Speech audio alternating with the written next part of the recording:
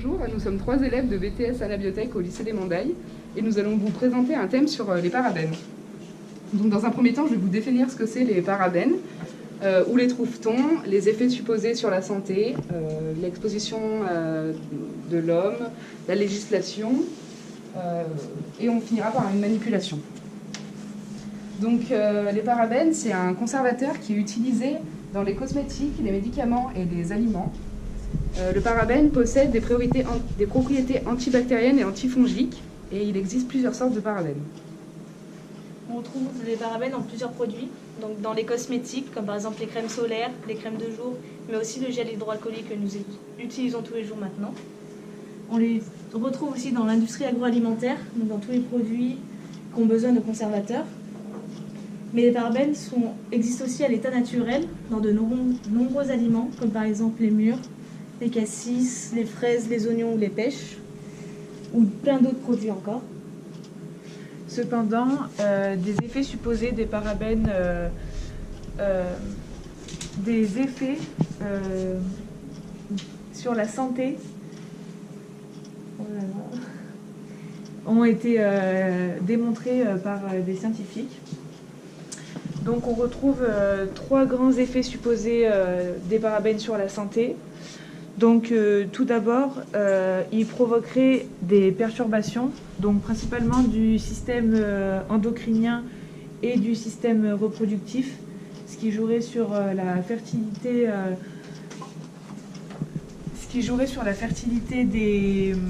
des hommes et des femmes, mais aussi qui serait potentiellement cancérigène et aurait un impact sur les œstrogènes en accélérant l'apparition de tumeurs au sein et en provoquant des cancers hormonodépendants comme le cancer du sein chez la femme comme chez l'homme.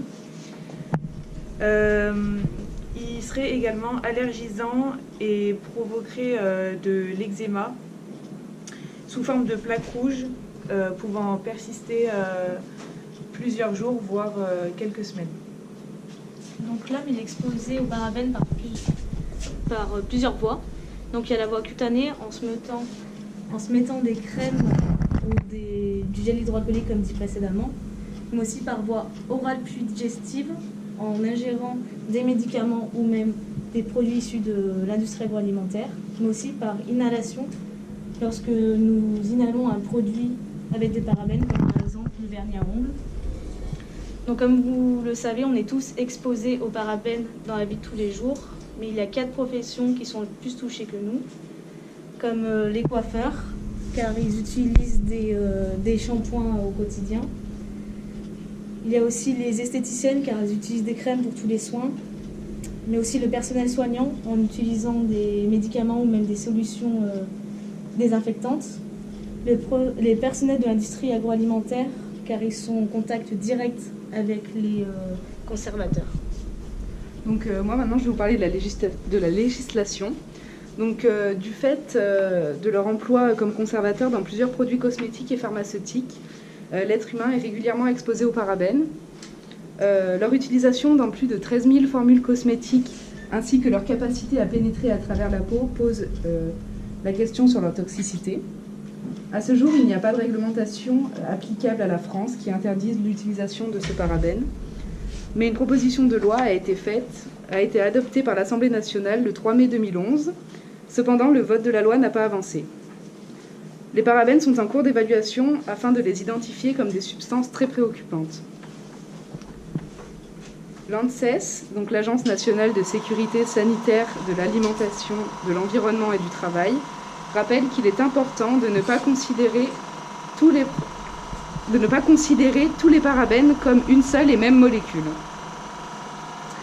Les consommateurs ont donc appris à fuir les parabènes pour des raisons de santé. Les industriels ont pour cela utilisé le méthylisothiazolinone. Cette molécule est choisie par de nombreux industriels car elle possède des qualités d'agent conservateur, fongicide et aussi désinfectant.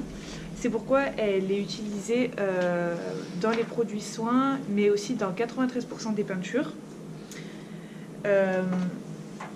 Le méthylisothiazolinone serait cependant provocateur lui aussi d'eczéma et entraînerait un nombre croissant d'irritations cutanées. Il s'agirait principalement d'eczéma du visage, voire d'un eczéma plus diffus en cas d'utilisation d'une crème hydratante par exemple, ou encore d'un savon qui contiendrait ce conservateur. Dans le cas les plus graves, on a retrouvé des gonflements, des rougeurs ou encore des suintements et des démangeaisons. Sur le point écotoxicologie, le méthylisothiazolinone, en étant très présent dans les peintures et dans les produits de soins, serait de plus en plus retrouvé dans les eaux d'égout et aussi les eaux de baignade. En étant biocide, donc destiné à détruire les organismes nuisibles, il est dangereux pour certains animaux aquatiques. Des tests ont été faits sur les truites, par exemple. Ces études laissent penser que les risques environnementaux et écotoxicologiques posés par ce produit pourraient avoir été sous-estimés. Donc pour l'analyse de cette molécule, nous avons choisi la CCM. Donc c'est la chromatographie sur couche mince. C'est une technique de séparation et d'analyse des mélanges homogènes. Elle utilise le principe de la migration par capillarité, comme le sucre avec le café, d'une espèce sur un support grâce à sa solubilité dans un solvant choisi. Le but de la chromatographie sur couche mince est de séparer les différentes molécules présentes dans un mélange homogène, mais aussi de détecter l'éventuelle présence de parabènes. Donc pour cette manipulation, nous allons utiliser comme témoin le parabène.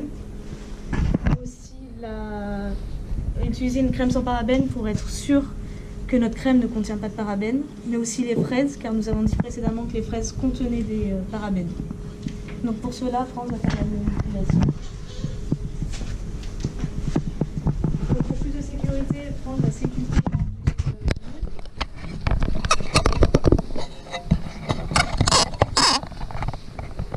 Elle va également prendre une paire de lunettes.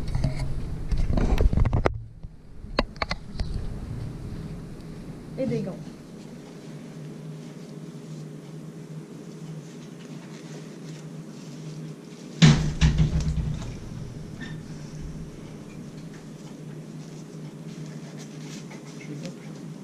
Pour commencer, elle va prendre une plaque de silice.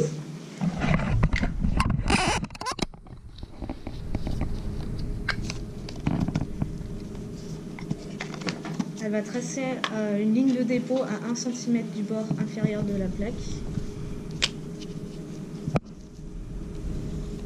Elle va marquer ces 3 dépôts, donc T pour le témoin, C pour la crème sans parabènes et F pour fraise. Elle va aussi mettre ses initiales en haut à droite. Elle va réaliser ses dépôts grâce à des cure-dents. Elle va tapoter le bout pour faire une goutte homogène.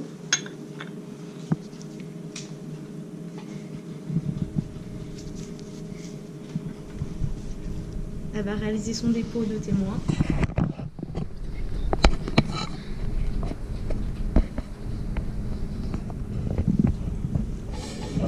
Puis son dépôt de crème. Donc on a préalablement dissous de la crème dans de l'eau.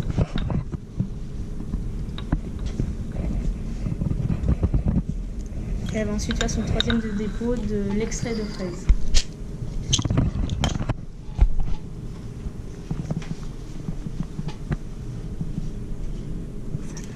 Ensuite, elle va attendre que ses gouttes sèchent bien. Elle va placer sa plaque dans une cuve de micration préalablement avec du solvant. On va attendre 10 minutes que la migration se fasse, puis ensuite on va obtenir des migrations. Puis 10 minutes plus tard, on va obtenir le résultat. Donc nous pouvons voir qu'il y a une trace de migration pour le témoin et pour la fraise. Donc grâce au témoin de parabènes qui est ici, nous pouvons voir que la crème dite sans parabènes, ici, n'en contient réellement pas, alors que la fraise, elle, en contient. Donc en conclusion de notre présentation, nous n'avons pas vraiment de grosses avancées pour prouver que les parabènes sont vraiment très dangereux pour la santé. Mais après différentes études, nous savons que les parabènes ont quand même des impacts sur notre santé.